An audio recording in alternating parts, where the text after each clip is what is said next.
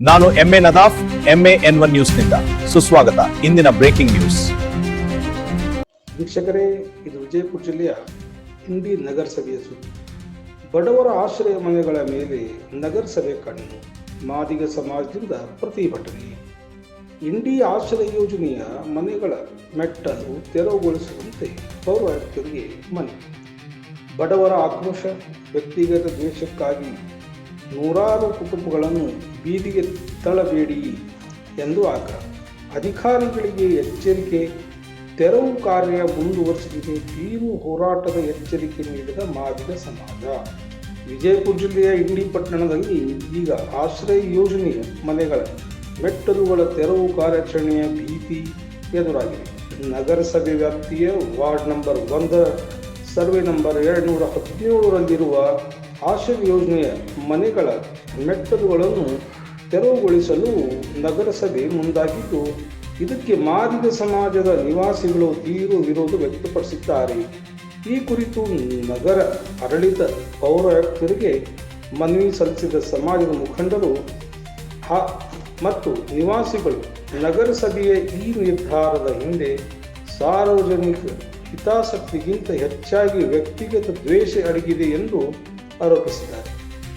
ಪ್ರಮುಖ ಅಂಶಗಳು: ವ್ಯಕ್ತಿಗತ ಹಿತಾಸಕ್ತಿ. ಯಾರೋ ಒಬ್ಬ ವ್ಯಕ್ತಿ ತನ್ನ ವೈಯಕ್ತಿಕ ಲಾಭಕ್ಕಾಗಿ ನೀಡಿದ ದೂರಿನ ಆಧಾರದ ಮೇಲೆ ಬಡವರ ಮನೆಗಳ ಮೆಟ್ಟಲುಗಳನ್ನು ಒಡೆಯಲು ನಗರಸಭೆ ಮುಂದಾಗಿರುವುದು ಸರಿಯಲ್ಲ.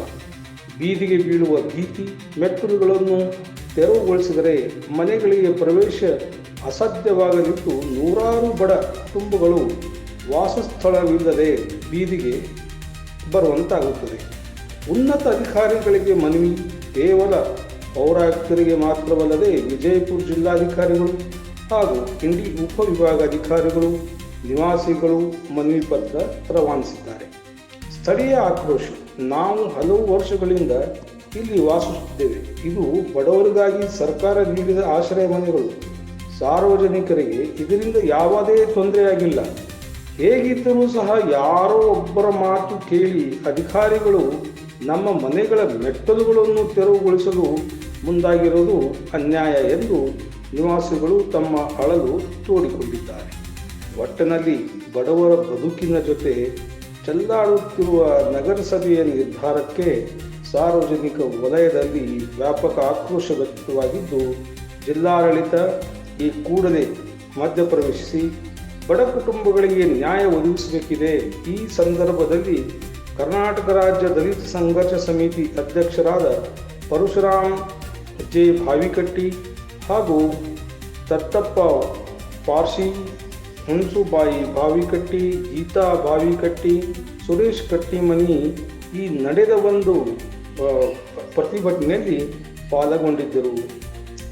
ನಮ್ಮ MAN ಕನ್ನಡ ಸುದ್ದಿ ವಾಹಿನಿಗೆ ಸಬ್ಸ್ಕ್ರೈಬ್ ಮಾಡಿ, ನಿರಂತರವಾಗಿ ಸುದ್ದಿಯನ್ನು ವೀಕ್ಷಿಸಿ. ಧನ್ಯವಾದಗಳು.